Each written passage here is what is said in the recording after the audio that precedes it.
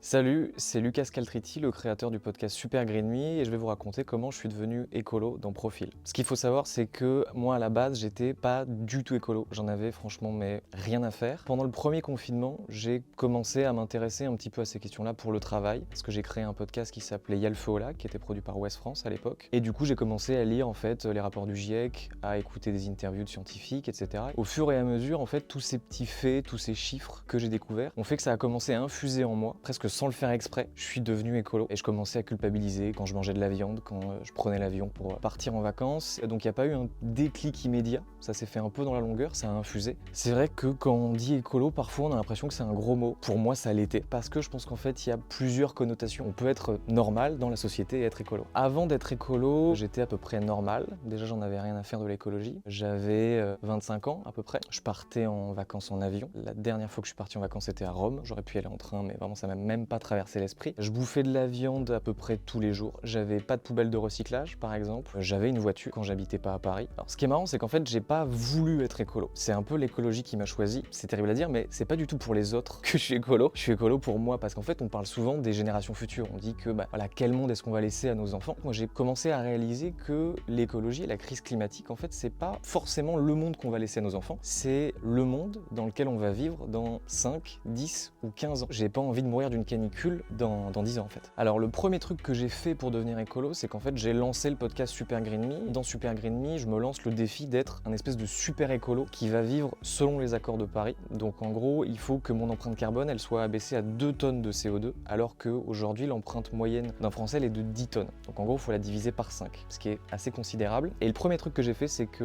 j'ai arrêté la viande. Quand on parle de viande, on parle souvent du bien-être animal, mais on oublie vraiment le côté gaz à effet de serre et émissions de CO2. J'ai calculé mon empreinte carbone. On peut le faire très facilement sur internet, ça prend 5-10 minutes. On va voir ce qui pollue le plus chez soi. Et moi, vu que j'en mangeais en fait littéralement tous les jours, c'était le truc qui polluait le plus dans ma vie, c'était la viande. Donc j'ai d'abord arrêté la viande. Alors je pensais très sincèrement que j'allais devenir très chiant, que j'allais perdre tout le plaisir dans ma vie en étant écolo. Et en fait pas du tout. Parce que déjà il y a des plats sans viande qui sont très bons. C'est vrai que nous en France ça peut paraître bizarre parce que on a l'adobe, le steak frites, le poulet frit du dimanche. Enfin voilà, il y a tout le temps de la viande partout. Il y a plein de plats végés qui sont très cool. C'est même pas des plats végés, c'est juste des plats. Et il s'avère que dedans il n'y a pas de viande et c'est très bon. Dans mon podcast, il y a un épisode où j'annonce un peu à ma mère que je deviens écolo et que je me lance ce défi. C'était particulier parce que forcément ça déconcerte, même si ma mère était au courant que depuis quelques temps j'avais fait un premier podcast sur l'écologie, que c'est des thématiques qui me parlaient de plus en plus. Mais là elle a été confrontée en fait à son fils qui lui dit «Maman, j'arrête de manger de la viande». Et évidemment je lui ai dit 1 mois et demi avant Noël. Donc elle était en panique absolue, elle avait déjà fait les courses avec du foie gras, avec de la dinde, enfin bon voilà, tout le repas classique. Du coup, au début, c'était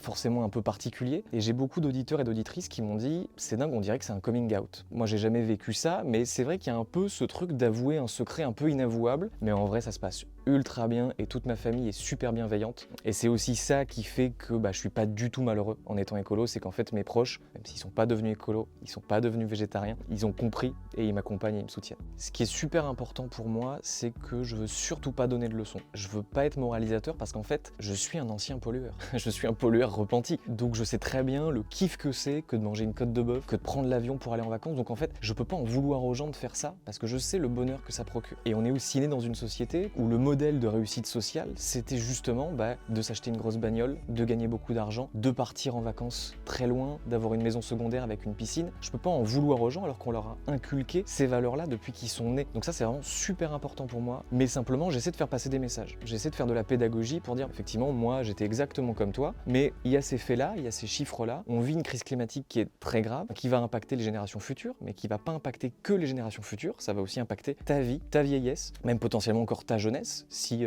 aujourd'hui, t'as 20 ans, dans 10-15 ans, ça va être la merde à cause de tout ça. Donc ça, c'est vraiment super important pour moi et ça, c'est le message que je veux passer. Et très honnêtement, en fait, tout ça, c'est ultra positif. J'ai l'impression de m'être réaligné sur des valeurs qui me plaisent, qui sont justes. Peut-être que je me trompe, mais en tout cas, j'ai l'impression d'être dans le vrai et du coup, je me sens super bien. Effectivement, on a toujours un peu des fois des paradoxes dans sa vie où on va se dire, oui, là, exceptionnellement, je vais prendre l'avion. Mais c'est pas grave, il faut arrêter de culpabiliser. On ne pourra pas être parfait, mais par contre, si on a un peu les ordres de grandeur en tête, si on sait combien une action va émettre de gaz à effet de serre, on peut faire ses choix en conséquence.